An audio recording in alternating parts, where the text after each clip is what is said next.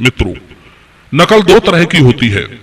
एक तो वो होती है जब हम किसी दूसरे से गुरु शिष्य परंपरा के माध्यम से उससे उसकी सहमति से ज्ञान लेते हैं, फिर उसी की तरह हम अपनी योग्यता का प्रदर्शन करते हैं।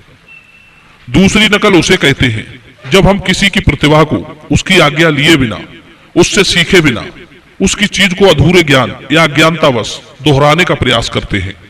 मित्रों, एक बात याद रखना, बिना सीखे समझे, बिना मेहनत किए यदि हम दूसरे की नकल करेंगे तो निश्चित रूप से हमें दुख की प्राप्ति होगी। इस संबंध में मैं आपको एक छोटी सी कहानी सुनाता हूं। आपसे निवेदन है कि वीडियो को अंत तक जरूर देखें। एक बार की बात है, एक जंगल में एक कौवा रहता था। वो कौवा बड़ा ही आलसी था। एक दिन वो भोजन की तलाश में उड़ता हुआ पहाड़ों पर पहुंच गया। वहां पहुंचकर उसने देखा कि एक बाज पक्षी झाड़ियों में रहने वाले खरगोशों का शिकार बड़ी आसानी से कर लेता है। जैसे ही झाड़ियों से खरगोश बाहर निकलते थे, वो आकाश से उड़ता हुआ आता और पंजों से खरगोश को पकड़कर ले जाता। कौवा बड़ा आलसी था। वो मेहनत तो करना चाहता नहीं था, इसलिए बिना मेहनत किए उसे अच्छा भोजन मिलना मुश्किल था। बाज खरगोश की हड्डियों को खाकर डाल देता था, कौवा उन्हीं को खाकर अपना गुजारा चलाता था। एक दिन कौवा ने सोचा, यदि बाज की तरह नरम मांस खाना है तो मुझे भी बाज की तरह खरगोशों का शिकार करना होगा। यही सोचकर कौवा ने बाज की नकल करना आरंभ कर दिया। जैसे बाज आकाश में बहुत ऊपर तक उड़ान भरता रहता है और जैसे ही खरगोश नजर आता, वो आकाश से लक्ष्य बनाकर तेजी से नीचे गिरता और खरगोश को झपट ले जाता। उसी तरह कौवा भी पहले तो आकाश में खूब ऊपर तक चला गया और वहां से खरगोशों पर नजर रखने लगा। जैसे ही झाड़ियों से खरगोश बाहर निकला, कौवा उसे झपटने के लिए तेजी से नीचे की ओर आया और जैसे ही खरगोश के ऊपर झपट्टा मारा, खरगोश तो उछलकर निकल गया, पर कौवा अपने वेग को नहीं रोक पाया और वो जाकर पत्थर से टकरा गया, जिसके कारण उसकी चोंच और गर्दन दोनों टूट गई। कौवा उसी पत्थर पर पड़ा की पड़ा ही रह गया। इसलिए कहते हैं, नकल के लिए भी अकल चाहिए। ज्यादातर इस प्रकार की नकल वही लोग करते हैं जो निकम्मे, कामचोर और कर्महीन अज्ञानी होते हैं। कहते हैं, बिना शास्त्र पढ़े ही गर्व करने वाले, दरिद्र होने पर भी बड़ा समझने वाले, बिना कार्य किए ही धन की लालसा रखने वाले, बिना पुरुषार्थ के फल की इच्छा रखने वाले, बिना अध्ययन के नकल करने वाले लोगों को मूर्ख कहते हैं। जो अपने कर्तव्य को छोड़कर दूसरे के कर्तव्य का पालन करता है, मित्र के साथ झूठा व्यवहार करता है, वो मूर्ख कहलाता है। जो अपने बल को ना पहचान कर धर्म और अर्थ से विरुद्ध ना पाने योग्य वस्तु को बिना कुछ किए ही पाने की कामना करता है, वह व्यक्ति मूर्ख बुद्धि कहलाता है। मित्रों, जो कार्य विचार पूर्वक और योजनाबद्ध तरीके से किया जाता है, वो निश्चित ही फलदायी होता है। जिस कार्य के बारे में हमें ज्ञान ना हो या आधी अधूरी जानकारी हो, तो वो काम नहीं करना चाहिए। ऐसा काम सिर्फ परेशानी बढ़ाता है। पहले अपने कार्य की जांच पड़ताल करके अपनी कमियों को ढूंढना चाहिए, नहीं तो सिर्फ असफलता ही हाथ लगेगी। वो अलग बात है कि कभी कभी तुक्का लग जाए, और याद रखना, तुक्का हर बार नहीं लगता। हमें अपनी सामर्थ्य को, अपनी क्षमता को, अपनी प्रतिभा को, अपनी योग्यता को, अपनी कौशलता को ध्यान में रखकर कार्य करना चाहिए। आप कभी निराश नहीं होंगे। कार्य क्षमता, योग्यता और कौशलता हम अध्ययन और अभ्यास के द्वारा बढ़ा सकते हैं। दूसरी बात, हमें अपने स्वभावगत कार्य ही करने चाहिए। जैसे बंदर उछल कूद कर सकता है, छलांग लगा सकता है, पर पक्षियों की तरह आकाश में नहीं उड़ सकता। प्रेरणा और ज्ञान आप किसी से भी ले सकते हैं, पर उसके लिए भी आपको अकल चाहिए, क्योंकि बुद्धिमान लोग तो पशु पक्षियों से भी ज्ञान अर्जित कर लेते हैं, पर मूर्ख मनुष्य मनुष्यों से भी नहीं सीख पाता। ऐसे ही लोग दूसरों की बुद्धि पर आश्रित रहते हैं। वो जो करेगा वे भी वही करेंगे, दूसरा जो लिखेगा वे भी वही लिखेंगे, दूसरा जो बोलेगा वे भी वही बोलेंगे। ऐसा करके ये लोग सिद्ध कर देते हैं कि उनके अंदर कोई योग्यता नहीं है। वे दूसरों के दिमाग से चल रहे हैं, दूसरे के दिमाग से ही अपने को चमका रहे हैं। पर याद रखना, ऐसे लोग फंस भी बहुत जल्दी जाते हैं, और एक बार फंस गए तो फिर निकल नहीं पाते, क्योंकि वे दूसरों की नकल करके उन्हीं के दिमाग से चल रहे थे। कुछ लोग इतने निकम्मे बन गए हैं आजकल, वे स्वयं कुछ करना ही नहीं चाहते, बस दूसरे की प्रतीक्षा में बैठे रहते हैं कि ये कुछ बोलें तो मैं भी कुछ बोलूं।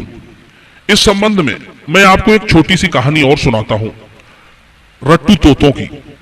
एक बार जंगल में एक जगह बहुत से तोते रहते थे। शिकारी रोजाना जाता था, जाल बिछाता था और उन्हें खाने को कुछ डाल देता था। लालचवश उसमें कई तोते रोज फंस जाते थे। इस तरह तोतों की संख्या धीरे धीरे कम होने लगी। शिकारी का तो रोज का नियम बन गया था उसी स्थान पर जाना और तोतों को पकड़ना।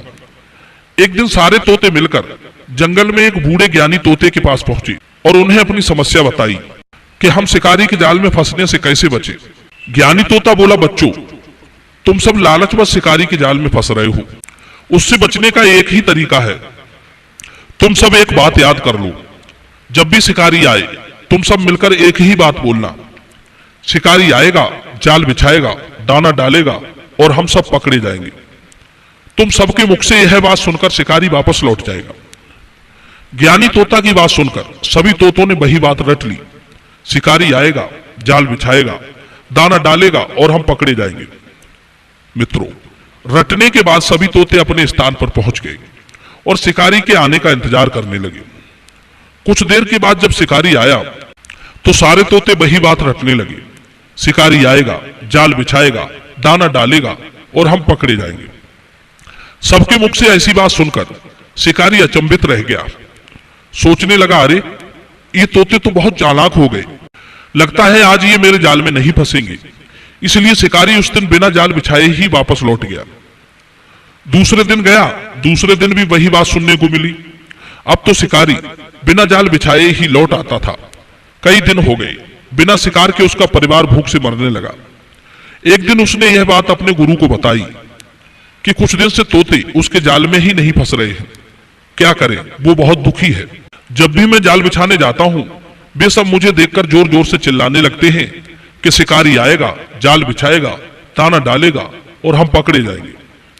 यह बात सुनकर मुझे वापस लौटना पड़ता है। गुरु ने बताया, बेटी, यही तुम्हारी भूल है कि तुम उन तोतों की बात सुनकर ही वापस लौट आते हो।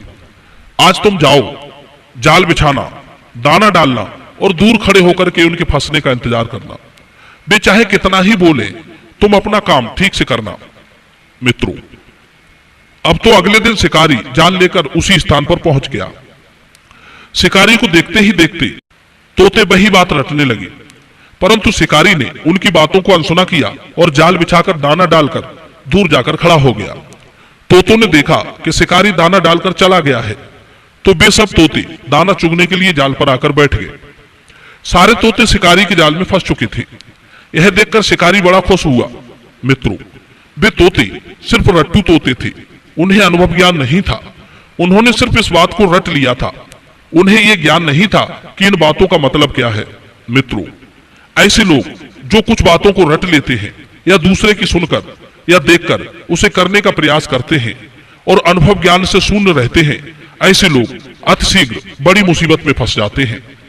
ज्ञान वही सार्थक और जीवन को सफल बनाता है जो अध्ययन अर्थात किसी विषय की गहनता से पढ़ाई की जाए, जिसमें प्रयोग परीक्षण शामिल हो, जिसमें अभ्यास और एहसास भी सम्मिलित हो।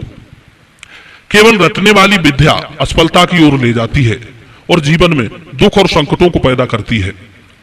आजकल यूट्यूब पर होड़ मची हुई है ऐसे लोगों की जो स्वयं तो कुछ जानते नहीं है पर दूसरों की वीडियो को पूरा की पूरा कॉपी करके अपनी आवाज देकर पब्लिश कर रहे हैं। मेहनत तो कुछ की नहीं, दूसरे का उठाया और डाल दिया और बन गए उपदेशक। ऐसे लोगों के पास स्वयं का तार्किक ज्ञान नहीं होता। यदि उनसे उसी विषय के बारे में पूछा जाए तो नहीं बता पाएंगे। ऐसे लोग अपने जीवन को लालचवश अज्ञानता में डाल रहे हैं। जब इन पर मुसीबत की गाज गिरेगी तब इनके पास निकलने का कोई विकल्प नहीं होगा। तो चलिए आज के लिए इतना ही। अगली बार फिर हाजिर होंगे किसी नई ज्ञान चर्चा के साथ। आप सभी का बहुत बहुत